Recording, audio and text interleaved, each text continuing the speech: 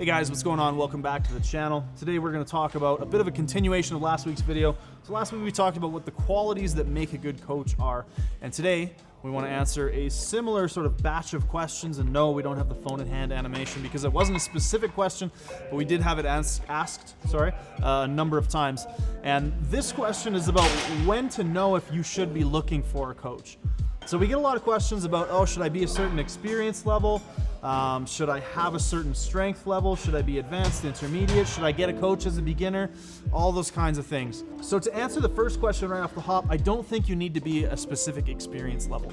I think that a coach is going to benefit lifters of all experience levels in different ways. Now, as a beginner lifter, you're probably going to be looking for more technique advice. You're going to be looking to develop good cues so that you can practice technique that's going to create efficient movements for you. It's less important the specifics of programming and individualization at that point, because a lot of times you can get away with doing almost anything, but that extra eye on technique, helping you through the trial and error process of coming up with what good technique is for you specifically, can be greatly aided by having a coach.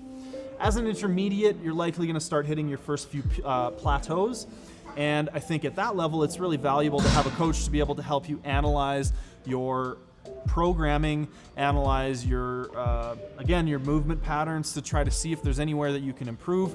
So again, in a lot of ways, as an intermediate, can be greatly benefited by having a coach. And as an advanced lifter, I think it becomes really valuable to have an external pair of eyes on your training even.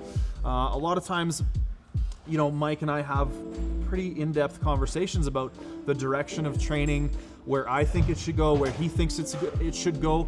But that collaboration, I think, is a huge boon and huge value to an athlete, even at a very advanced level.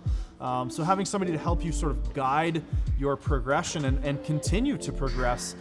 You might be running into injuries as an advanced lifter, so being able to program around that, come up with creative strategies to continue to get strong, or at least maintain strength while dealing with injuries like that.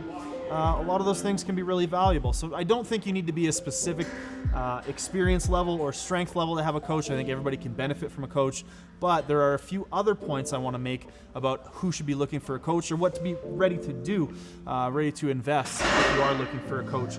And those two things are going to be ready to invest financially. So you need to have a little bit of sort of financial resources that you're ready to put into coaching.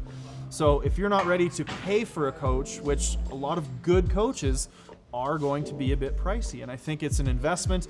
I think it's something where there's an industry standard that kind of sets the tone of what you're going to be paying for a coach.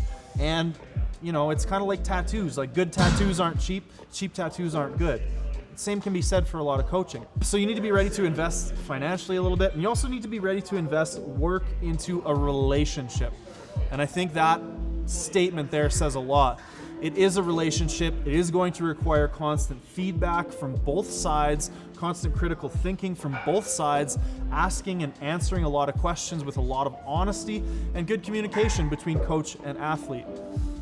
So that pretty much sums up, I think, what it's going to who's going to be looking for a coach and who can benefit from a coach, as well as what sort of things should you be ready to do if you're looking to take on a coaching relationship with somebody as an athlete. I think that answers it better than the last video, the last take we just did. Thank you guys for tuning in. If you have any more questions about the coach-athlete relationship, these are definitely op-ed pieces right now. This video and the last one are both just kind of my opinion on things. I make no pretenses about that. We will be getting back into more hard facts videos after nationals. We've been under a bit of a time crunch lately with the documentary and things. Not to make excuses, but a couple op-ed videos, probably not a bad thing anyways. All right, guys, that is it for today. Leave a like if you liked it. If you have any questions or comments about coaches or addendums that you think we should have considered in this video, feel free to add them in the comments section below, and we'll see you guys in the next one.